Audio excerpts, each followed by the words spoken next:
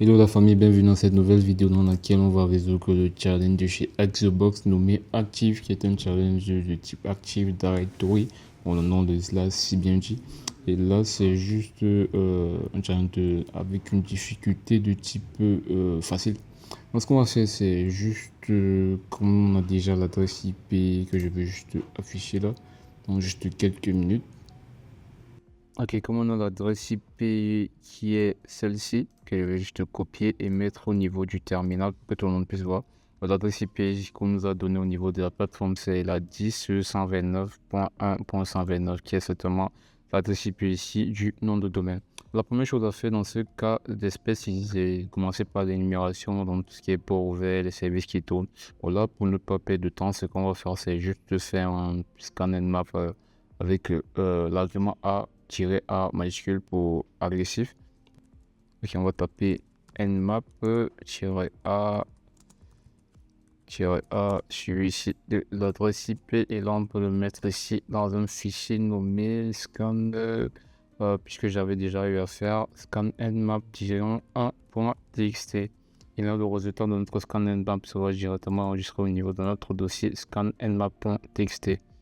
Là, on peut voir aussi qu'on a plusieurs ports ouverts parmi lesquels les plus importants, on a du Kerberos, on a de 135 et le 445 qui sont généralement utilisés dans le cadre de l'SMB. On a du K-Password, on a du LDAP, là ça peut être intéressant et c'est là pour lister les utilisateurs et faire certaines requêtes LDAP pour pouvoir voir peut-être les username, des service name, les sama compte, ainsi de suite, ainsi de suite. On n'a pas bien chose à faire dans notre cas ici, puisqu'on n'a pas de username, on n'a pas de password qu'on nous a donné au niveau du challenge. Ce sera peut-être d'utiliser ici SMB en mode guest pour voir ici si on peut s'authentifier en mode anonyme.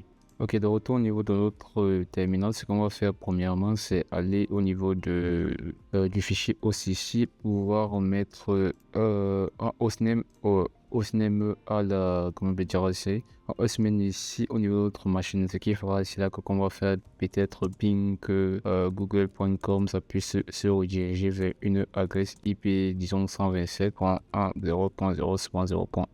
Ce qu'on va faire, c'est qu'on va aller faire un registre de etc host avec stack et là on va remplacer ici par l'adresse IP qu'on nous a donné qui est le que je vais copier tout de suite.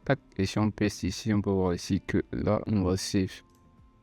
Et là, au lieu de taper directement l'adresse IP, on va juste taper active.hdb et là ça va pointer vers cette adresse IP là. Donc ce qu'on va faire, c'est sauvegarder. Bon, j'espère qu'elle est sauvegardée puisque ça termine avec 129.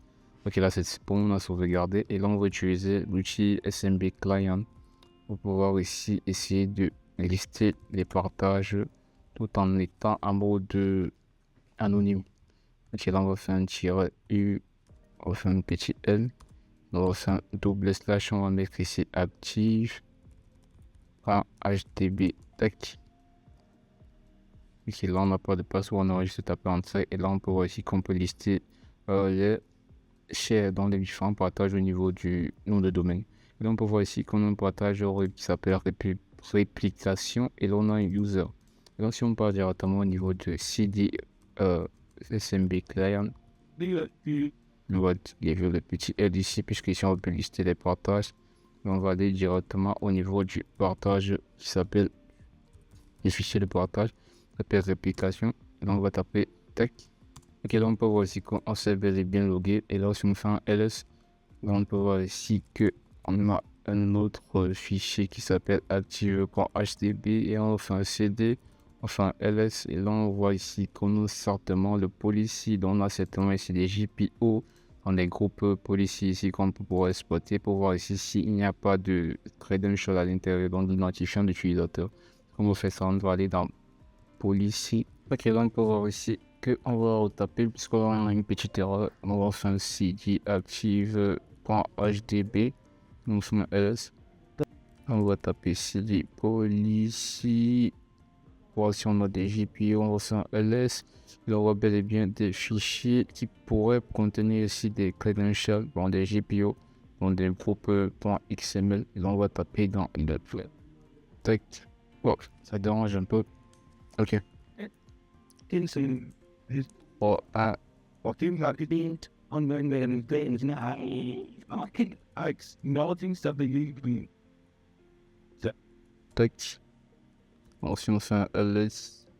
what I did is Ok, donc on peut voir ici qu'on a un groupe policier, le petit fichier groupe policier. On va essayer de voir ce qui est à l'intérieur de celui-ci.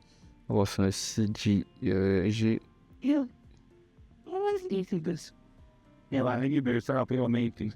The carbon is bigger. Ok, ça donne. Ok, groupe. Ok, c'est bon.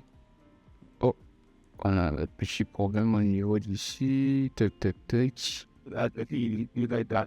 Ok, on va aller dans CG Machine. Well, that's not too. That's one. Ok, dans le CG Machine, tac, tac. Si on a le petit dossier préférence, ça sera quelque chose d'intéressant. Oui, on a le petit dossier préférence ici. On va essayer d'ajouter à l'intérieur de celui-ci. Ok, CG préférence. Yeah. Tac. Yes.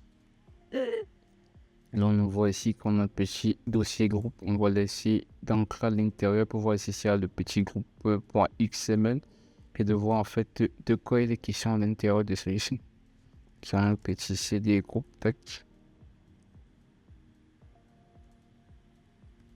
Si on fait un ls, on voit ici qu'on a un groupe XML.xml. Ce qu'on va faire, c'est qu'on va get celui-ci. On va télécharger en fait le fichier directement au niveau de notre PC. Pour faire un 4 et voir le résultat du petit fichier groupe.xml. CG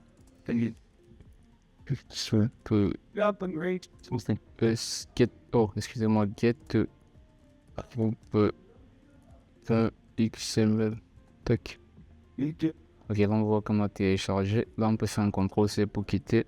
Et là si on fait un 4 groupe.xml, on peut voir ici qu'on a bel et bien aussi password.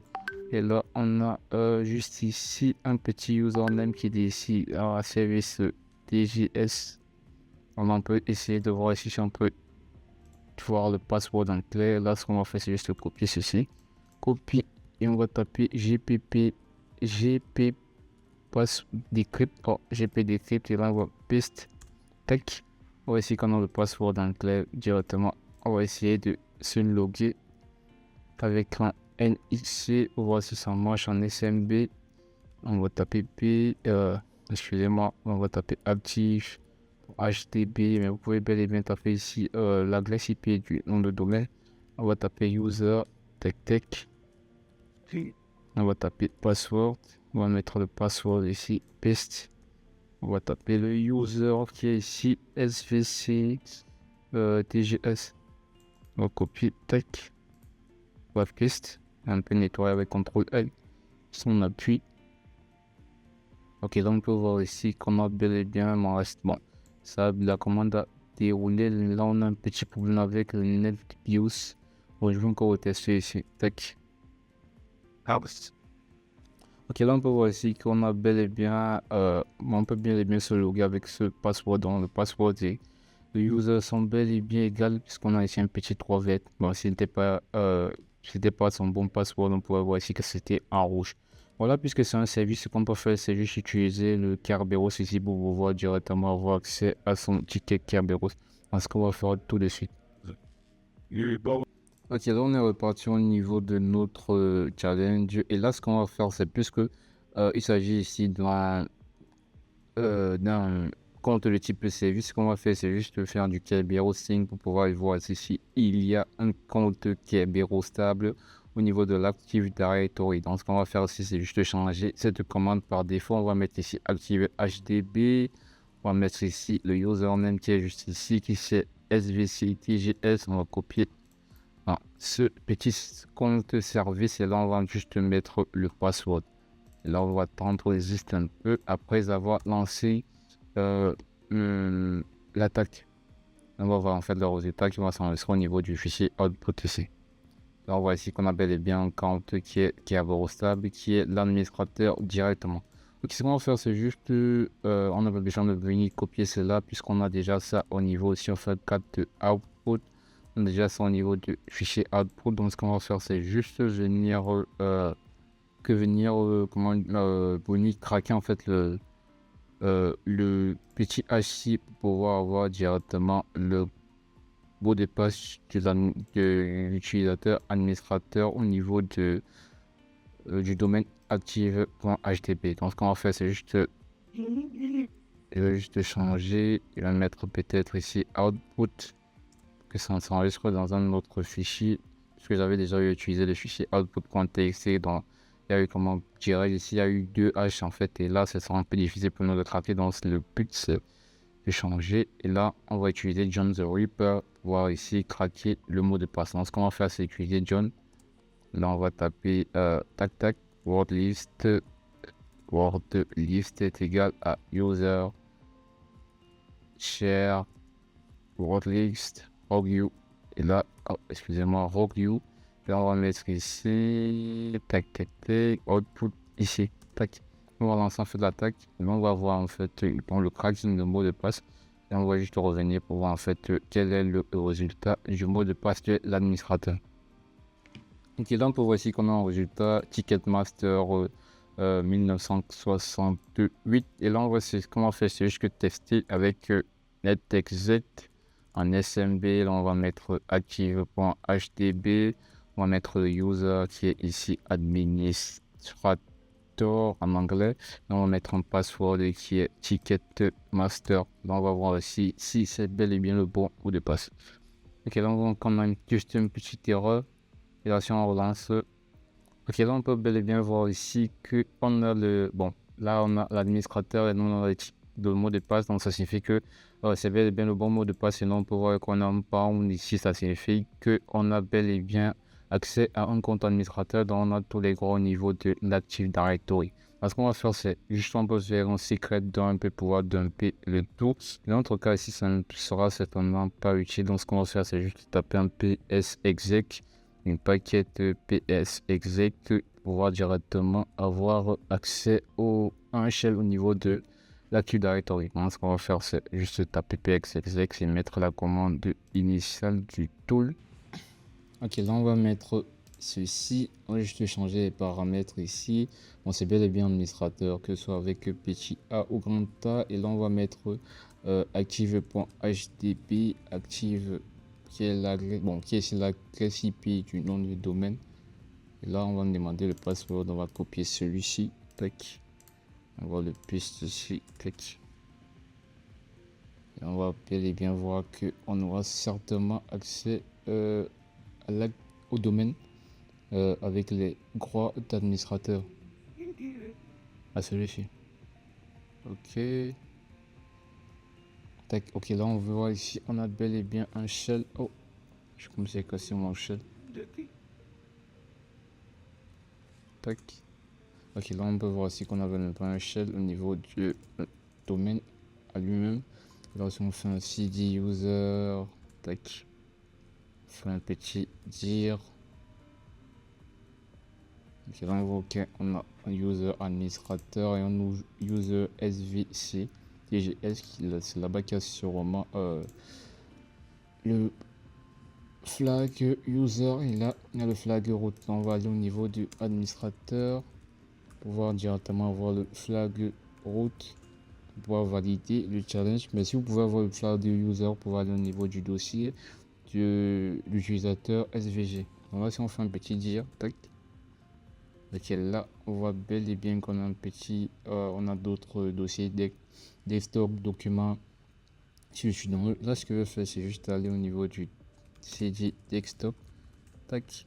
Si on fait un ls, oh c'est plutôt dire parce que dans nous sommes sur le cmd. Là on peut voir ici qu'on a notre petit route. Si on fait un type route txt, on voit bel et bien que on a le flag route. Maintenant c'est tout pour cette vidéo concernant le challenge de chez Active de chez Axebox. Bon, je vous donne rendez-vous dans les autres vidéos pour parler d'autres challenges et pouvoir résoudre d'autres machines. Ok, bon c'est tout, merci pour cette vidéo. N'oubliez pas de liker, vous abonner et également de commenter. Merci.